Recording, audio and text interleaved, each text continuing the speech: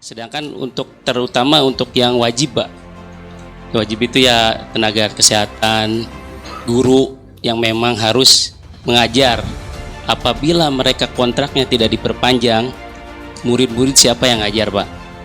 Banyak pertanyaan dari Dinas Pendidikan, apakah boleh kami mengangkat kembali mereka? Sedangkan aturan yang tadi 30 November 2023 terakhir akan kalau mereka melakukan kontrak akan mendapatkan sanksi administrasi. Nah, itu yang akhirnya mereka takut, Pak. Kalau memang itu tidak bisa, mereka belum ada jawaban, nanti anak-anak itu siapa yang mau ngajar, Pak? Itu aja. Pertama kan diangkat semuanya, yang kedua diberhentikan semuanya, kemudian yang ketiga adalah diangkat secara bertahap sesuai dengan kebutuhan. Karena pada saat diangkat sesuai kebutuhan juga pastinya berimbas pada anggaran di APBD. Kemungkinan APBD kita juga mungkin pengalaman kemarin ada pengadaan PDKK juga yang habis untuk menggaji PDKK. Sehingga yang keempat, opsi yang keempat perlu diatur, Pak, terkait dengan tenaga non ASN, misalkan dengan kontrak kerja atau apa namanya ya, Pak.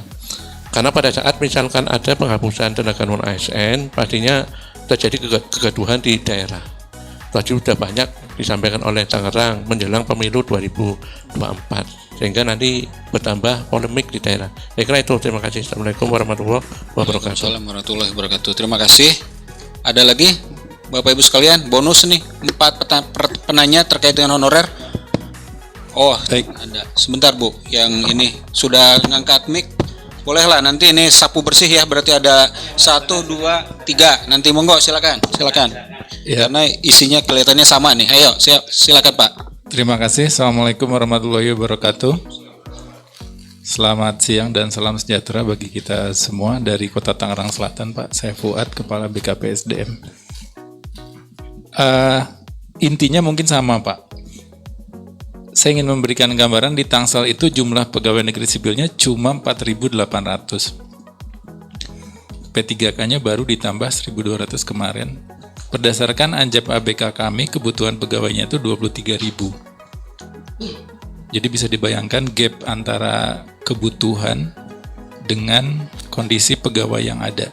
Kami pernah meminta tambahan pegawai PNS, tadi disampaikan memang tidak ada kuotanya. Kemudian minta P3K pun kuotanya kemarin baru dikasih yang nakes sama guru.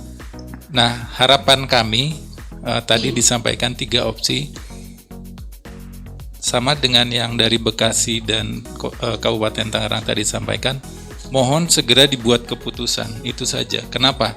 Karena kami menghadapi mekanisme penganggaran yang harus segera dirancang apapun itu keputusannya.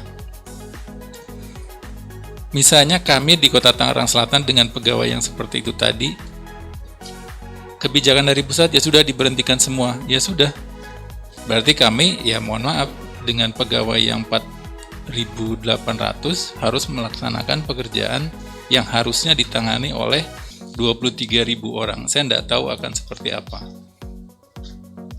Kemudian kalau misalnya diangkat semua, silahkan disampaikan, kemudian mekanisme pembayaran penghasilannya seperti apa, jadi kami bisa merancangnya di dalam PAPBD. Karena terus terang, Pak, selama saya di BKPSDM, bahasa ininya lelah kami, Pak. Hampir setiap minggu ada saja orang datang, Pak, gimana nasib kami? Pak, tahun depan saya jadi apa? Belum lagi yang dari tanda kutip meminjam tangan dari yang terhormat, kemudian LSM, wartawan. Jadi kami akhirnya energi kami terus terang banyak terkuras menjawab pertanyaan-pertanyaan terkait dengan status non-ASN yang di kami disebut dengan TKS, Tenaga Kerja Sukarela. Nah, ini mohon diberi kesempatan kami untuk menjelaskannya seperti apa? Apakah akan diberhentikan langsung? Apakah diangkat semua tempat tes atau diangkat secara bertahap? Seperti apa? Jadi kami enak ketika memberikan jawaban, karena terus terang tidak akan pernah berhenti mereka bertanya sepanjang belum ada kepastian dari para pengambil kebijakan. Terima kasih. Assalamualaikum warahmatullahi wabarakatuh. Waalaikumsalam warahmatullahi wabarakatuh. Terima kasih sudah kami catat. Yang terakhir mungkin Bapak, silakan. Mudah-mudahan pertanyaannya beda ya Pak. Ya, silakan Pak.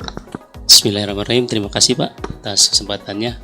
Mungkin saya dari Kabupaten Bekasi Pak. Mungkin teknis Pak, biar cepat nih. Soalnya udah siang juga nih ya. Intinya Pak, bagaimana terkait dengan tenaga non ASN di Kabupaten Bekasi ya, atau di seluruh daerah, untuk sekarang kan udah sampai mau akhir tahun Pak. Sedangkan untuk terutama untuk yang wajib Pak, wajib itu ya tenaga kesehatan, guru yang memang harus mengajar. Apabila mereka kontraknya tidak diperpanjang, murid-murid siapa yang ngajar Pak? Banyak pertanyaan dari Dinas Pendidikan, apakah boleh kami mengangkat kembali mereka? Sedangkan aturan yang tadi 30 November 2023 terakhir, akan kalau mereka melakukan kontrak akan mendapatkan sanksi administrasi. Nah, itu yang akhirnya mereka takut Pak. Kalau memang itu tidak bisa, mereka belum ada jawaban, nanti anak-anak itu siapa yang mau ngajar Pak? Itu aja Pak mungkin pertanyaannya intinya. Apakah mereka masih boleh membuat kontrak dengan tenaga non ASN atau memang tidak, sambil menunggu tadi rancangan dari pusat terkait dengan penyelesaian tenaga non ASN. Mungkin itu aja Pak. Terima kasih. Terima kasih Ibu ya. Terakhir Bu, khusus untuk Ibu bonus terakhir tidak ya. Silakan. Tapi mudah-mudahan pertanyaannya beda ya Bu ya. Karena tadi sudah kami rangkum. Ya, silakan. Silakan nih Ibu yang terakhir. Silakan Bu Nina. Baik Pak, terima kasih. Ini yang terakhir dan hanya satu pertanyaan yang saya pikir memang penting sekali saya pertanyakan di sini. Kami di Depok kan ada buka RSUD baru nih Pak, gitu ya. BLUD. Otomatis kan membutuhkan tenaga nih Pak. Dari PNS kita tenaga kesehatan kurang, medisnya kurang gitu ya, karena satu rumah sakit pasti butuh banyak PNS. Sementara PNS kita di Depok hanya 6.200-an. Non PNS kita 7.000, sekitar 7.000 lebih lah, lebih banyak non PNS-nya. Nah, kita kan akan merekrut nih Pak untuk non PNS gitu ya, karena ini kebutuhan mendasar pelayanan kesehatan. Ini gimana nih kebijakannya Pak? Gitu yang ingin saya sampaikan seperti itu barangkali. Itu aja Pak. Karena kalau terus terang kalau rumah sakit baru pakai biaya blood belum bisa gitu ya.